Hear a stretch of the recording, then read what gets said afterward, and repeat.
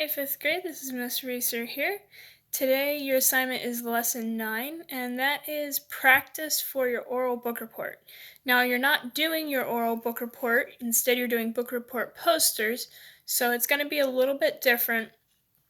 I think I'm going to have you skip numbers 1, 2, and 3, just numbers 1, 2, and 3, and use that extra time to work on your book report poster, okay? But you should still review the things for the guidelines for oral book reports, okay? They're good things to have, not just for oral book reports, but anytime you're talking in front of people. So first of all, you should use good posture. Stand up straight, but don't stand like a telephone pole, okay? You'll that looks kind of awkward if you're standing up there like a telephone pole. Relax, but stand up straight. The second guideline for public speaking is to look at your audience. So when you're talking, you don't have to stare at them in the eyes, but you should still look at your audience sometimes, all right? Don't be looking all around anywhere but your audience, and don't be so buried in your notes that they can't that you never look up, okay? So you can look down at your notes, like our third guideline here. It says only glance at your notes to help you, but don't read from them, okay?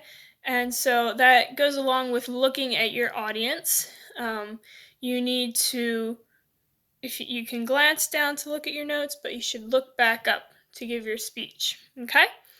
The fourth guideline is to speak clearly and loudly. All right? If you have a spirit talk like this, it might be kind of hard to understand what he's trying to say, right? And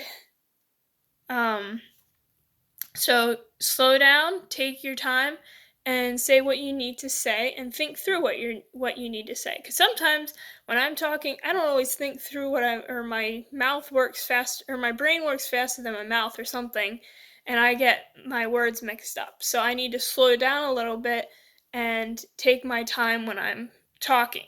Okay. Avoid running your words together, and that's another thing that you should keep in mind. And don't slur your words together. Speak. And that goes back to the fourth one, speak clearly and loudly so people can understand you.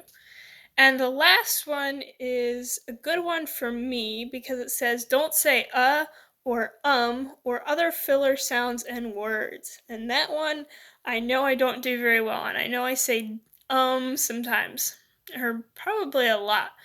So try not to do that. Sometimes when you pause, it's just easy to throw that word in to fill up the pause, but don't do that. It sounds much more professional and like you know what you're talking about when you don't use filler words like that. All right? So like I said, you may skip numbers 1 through 3, 1, 2, and 3, and use that time to work on your book report poster. That your book report poster will not be due until May 8th. All right, that's our target end date, and we're gonna have a drop off that day. You won't need to pick up new homework. So I would like you to have your oops, there I just went and said I would like you to have your book report posters ready to go ready to hand in that day on May 8th. I said again. I need to practice that in my videos. So yes, skip numbers 1 to 3, work on your book report poster. A few reminders about that. You need to have the summary of the book. You need to have 2 pictures. It doesn't have to be directly from the book, but it should be something that has to do with the book. Oh dear, that's the third time I said Yes, so you need 2 pictures of the book, and then you need a picture of the book's cover as well. And you should have the title posted on your book report poster and then the author's name somewhere. And also, it needs to be in a different shape. So I gave you rectangular posters. And oh dear, fifth grade, I am sorry. I need to be a better example for you.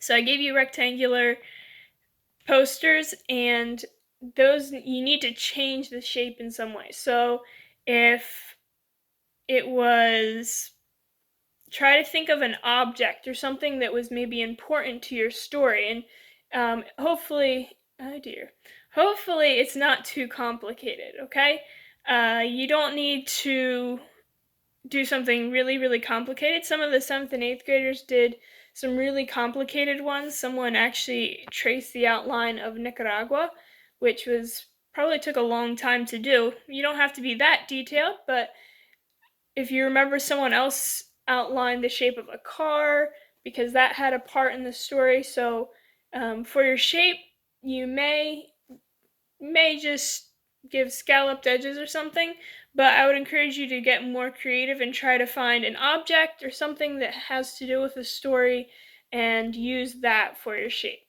All right, 5th grade, that is your assignment for today, and I will see you again tomorrow.